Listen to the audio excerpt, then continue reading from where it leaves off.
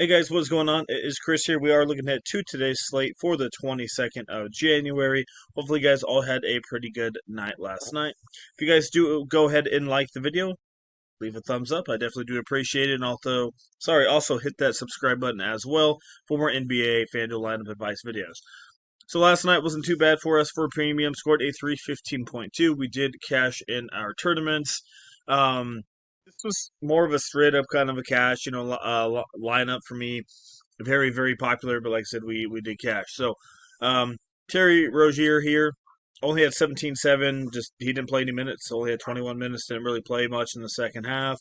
Black was obvious. Christie only did good because of his blocks. KCP 27-7 solid for him with 20 real points. LeBron James solid. Paulo Banchero did all right. AD Jovic, and then Wendell Carter was our center, which only got 23, which kind of killed us. So, but yeah, like I said, overall, it was still a W for us. If you guys would love to get in on FanDuel or DraftKings, it's only $25 per month for each site. FanDuel and DraftKings bundles, $35 per month for 4 lineups total. FanDuel Price Pick, like I said, you can add in DraftKings. Price Picks by itself is 20. If you guys want to do the monthly pass, we do have the day pass available, $5 for 1 lineup or $9 for 2. We also have free lineups every day. Just hit us up on our Twitter, and we'll definitely get you guys in on that free lineup. And like I said, on our Twitter, this is where we're going to post our updates, stuff like that. So why not give us a follow over there? And also, like I said, you guys can hit us up over there. That's where we will be able to respond to you guys' messages, and we'll get you guys all set up. So, all right, let's get into it. We're going to slightly skim through these here. Minnesota and Dallas is our first one. We have a 216 in Minnesota by 3.5, so it should be a good game. Definitely liking it. We do have some injuries to look at. Lively, Marshall, Clay, and Grimes, and Jaden Hardy's out as well. So, like I said, if those guys are out, that there's a lot of interesting pieces. And the best thing is this is the first game of the day. So, if let's say 2 or 3 of those guys are out, my GPP play is Prosper. Just I like to do, like I said, only if a couple of these guys are out, especially Lively. Against Charlotte at 19 minutes, he had 20 fantasy points. 14 minutes against Denver, he had 18. So if this guy gets some minutes, I don't mind playing him. Like I said, I need a couple of these guys for Dallas to be out before I start going to that level. So, like I said, especially with Gafford of Washington being there, he's more of a GPP play. Likely has to be out. So, besides that, I don't have a ton. I think Edwards is good in cash games. You can go back to the Will Conley. I don't think you need to today. Jade McDaniels good for 25-30. But yeah, just keep an eye on that Dallas side, and we'll have to see what we'll do. Maxi Kleber, I will never touch him, but definitely Prosper will probably be the one that I would go to. Over here, let's say Clay and Grimes is out. Dinwiddie, probably got to look at him. It's probably the main guy that I would go to over there. Detroit and Atlanta, another good game that we got on hand. We have a 234 and a 2.5 spread, so this is on paper the best game to look at. And like I tell you guys before, these guys are all pretty good plays. Kate Cunningham, Trae Young, they're all cash game plays to me. Like I say, cash game probably play 5 or 6 popular guys. In GPPs, I play 2 or 3. Just depends on where I'm playing, but let's come up. We're looking at Malik Beasley's all right for 2023. Tim Hardaway could be okay in the GPP. Tobias Harris could be okay in cash games, but also he sucks sometimes. Jalen Johnson's out. You can always look at Hunter again. That helps out Ekonwu. Even without him, I think Ekonwu is a solid option to get you 30, 35, at normal. And then another guy to look at is Jalen Duran, but I would probably go Ekonwu instead. So once again, this is 234 total. Kind of pick and choose who you want in there. I would probably have at least 2 or 3 of these guys in my lineup in cash games. So definitely some good options to pick from. And like I said, keep an eye on Jalen Johnson. If he's out, definitely helps out Trae Young a little bit more as well. All right, next game we have is Phoenix and Brooklyn, 217 and 11.5 spread. This is a back-to-back for Brooklyn. We'll have to see who and who does not play. Right now, Cam Johnson is questionable. He was kind of struggling that last game a little bit, and Ben Simmons is still questionable as well. So you can always look at Noah Clowney in this one. I think Nick Richards has a bounce back game here. I played him in a single game. He didn't do much, but that was because he was in foul trouble most of the game against Cleveland. I can easily see him bounce back here against Brooklyn. So definitely not a bad option at 5-7. Not really touching any of the big guys in this one. Like I said, if Cam and Ben are out, no, Clowney gets a little bit of a boost. Claxton gets a boost as well. But besides that, not really touching that game too much. Cleveland and Houston, two pretty good defenses, two pretty good teams. 229.5 and a 2.5 spread by Cleveland. So two guys I don't mind looking at cash games. I know it's not the best defense on paper for them, but Donovan Mitchell and Garland they've been kind of popping recently, and I think this could be a game where Mitchell's going to get you 45-50 again. Definitely more of a cash game play, but he's been on fire the last 2 days. Like I said, I know Houston's a little bit better for defense, but it's almost a 230, so they're expecting points to be put up. And same thing with Garland. I think another good option, really good in the assist category. Like I said, not the greatest on paper matchup, but like I said, both those guys are good in cash games.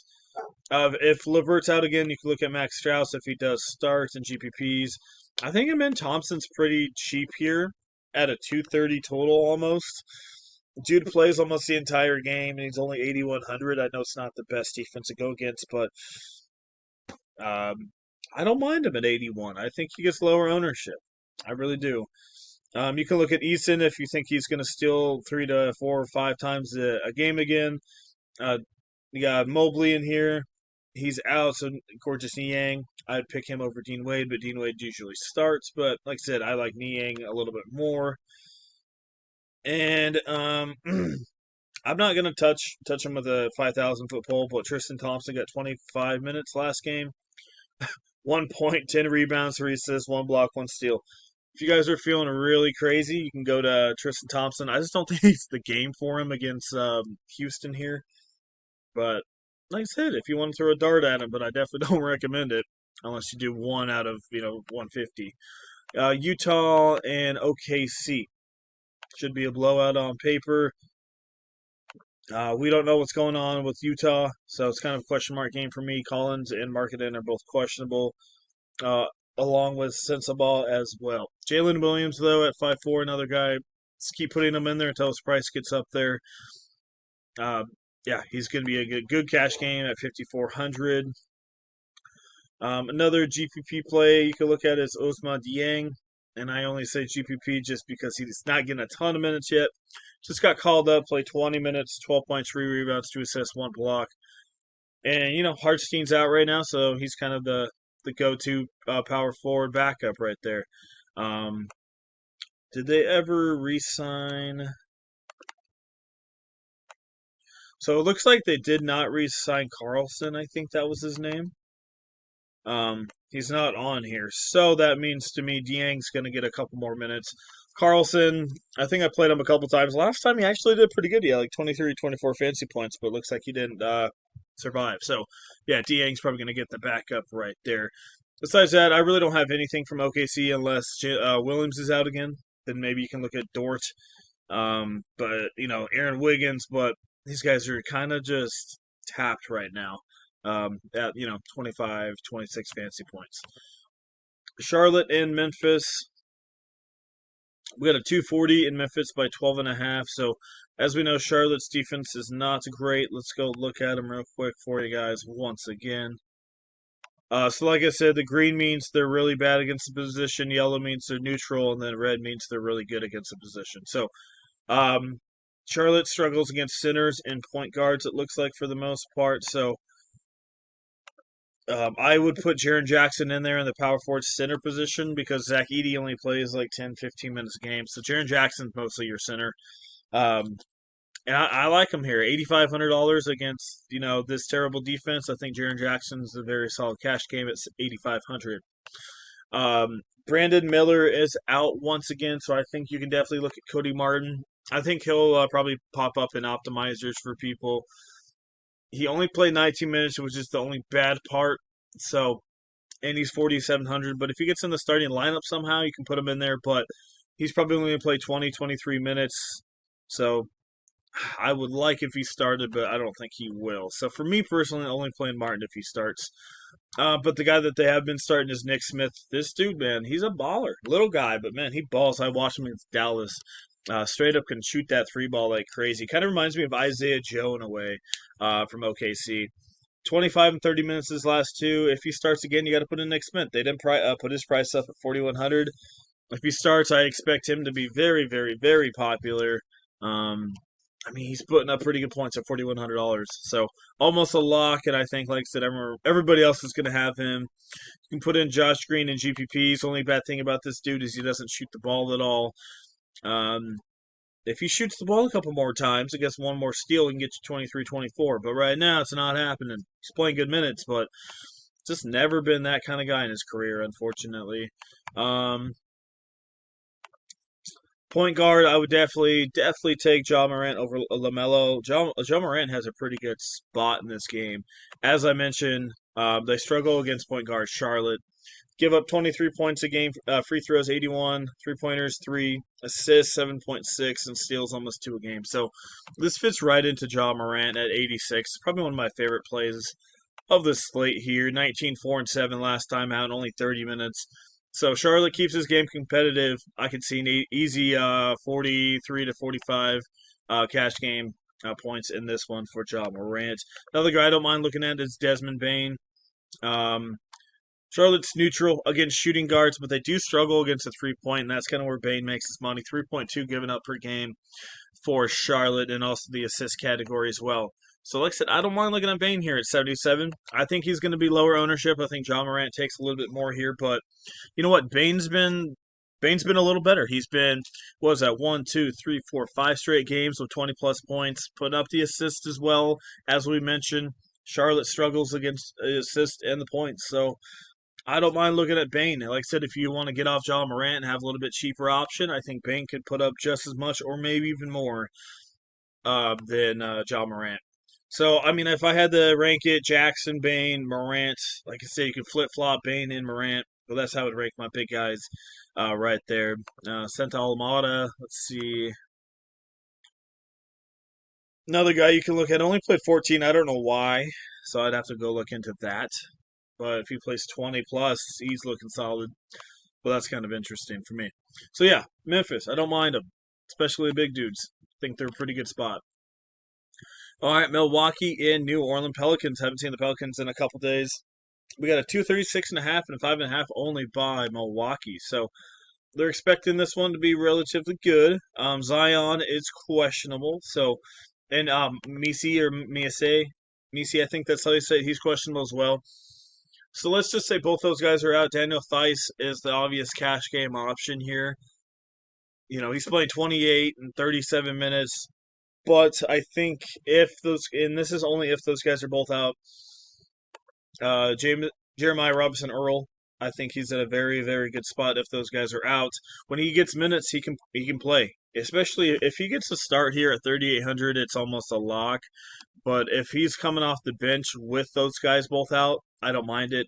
If one of those guys are in, I probably wouldn't play Robinson Earl. But like I said, keep an eye on that for sure. Um, I wouldn't be surprised if Brooke Lopez gets you 30, 35 in this one. He's been playing a little bit better as well. So another guy to look at only 5'9". Not too bad. Um, Besides that, I don't think I had much. Murray's probable in this one. Yeah, I don't have a ton. You can look at Lillard and cash games, but besides that, nothing too crazy. Like I said, keep an eye on Robinson Earl and obviously the news over there with the Pelicans. Golden State and Sacramento. We have a 229.5 in Sacramento by 7.5 in this one. All right, so once again, I don't have a ton in this one. Golden State does struggle against, I think it's a power forward or is it center? So they slightly struggle against center power forward, as you see. The biggest thing for me that sticks out is Golden State struggles really bad against rebounding inside. 10.8 a game to power forwards and 15.8 per game to centers. And the crazy thing is, Sacramento has a guy that likes to rebound. Domantas Sabonis. Look at the rebounds on this dude: 18, 28, 15, 10, 14, and 18. So I think Sabonis could get you 15 to 16 rebounds, easy double-double.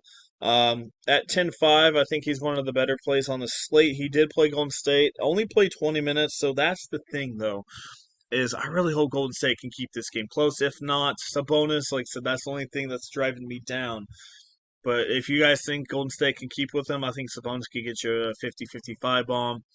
But if they blow them out, still 40, probably 46 to 50 still for Sabonis. So, really don't mind looking at Sabonis. Keegan Murray maybe in cash games, but besides that, not a ton going on besides Mr. Sabonis.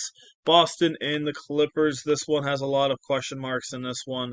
We got Drew Holiday is questionable. James Harden is questionable. Norman Powell is questionable. Chris Dunn is questionable. So we're not going to get probably any of this news until really late, since it's a 7:30 Pacific time game. So it doesn't start till way late at night. So let's just say James Harden and Dunn are out. You got to play Kevin Porter. I know he's not really in the rotation, but if those guys are out, he's probably going to play. Bones Highland could be a massive, massive GPP. If Drew Holiday is out, another guy you can look at is Peyton Pritchard. One thing that I have realized about the Clippers is they turn over the ball a massive amount. If you go look over here, steals given up per game. Oh, I lost it. There we go. You go look at the Clippers at every single position. Look at this, steals per game. 1.8, 1.8, 2.1, 1.8, and 2. These guys are terrible, man. They turn the ball over a ton. Yeah, so I was trying to look at Boston, see if they have any really good guys that can steal the ball. Nothing really. Derek White, Peyton Pritchard might get one extra steal. Um, Maybe Jaylen Brown, but yeah, they're terrible, man. They give up a ton of turnovers. But Brown, he could get you, but I just wouldn't really put it on there. But like I said, their defense, I mean, ball handling, they turn the ball over quite a bit.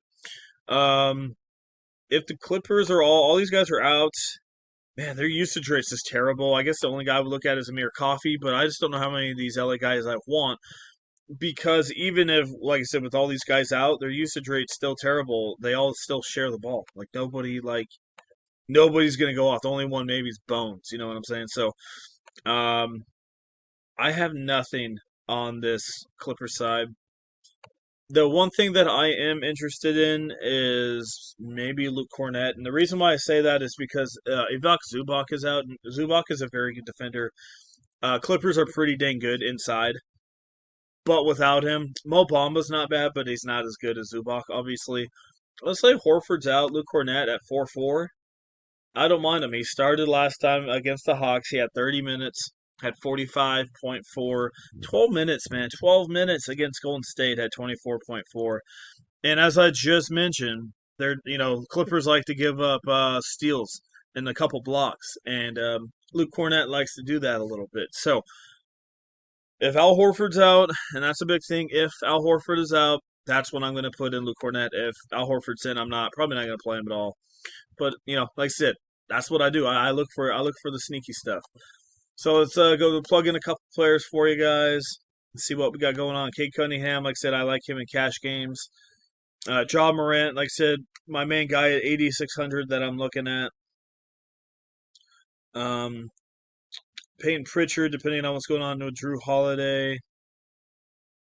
So let's just go put in Ja. Like I said, I don't even mind going Ja and Bane in cash games together in tournaments. I probably wouldn't pair the two, but I don't mind them cash games. Min Thompson, like I said, not the greatest matchup on paper, but dude's playing 40 minutes at 8,100. Got to look at him in that game. Beasley, more of a cash game option. Cody Martin at 47, another guy you can maybe look at if he gets the start. But like I said, you got to look at Nick Smith if he gets to start at 4,100. If Smith doesn't start, which I'd be surprised if he doesn't, then I wouldn't touch him. But Nick Smith, if he starts, like I said, very good spot. Trey Murphy, didn't really talk about him, but he's another good spot, especially if Zion is out. Um, Tobias Harris maybe in a couple as well. Let's see.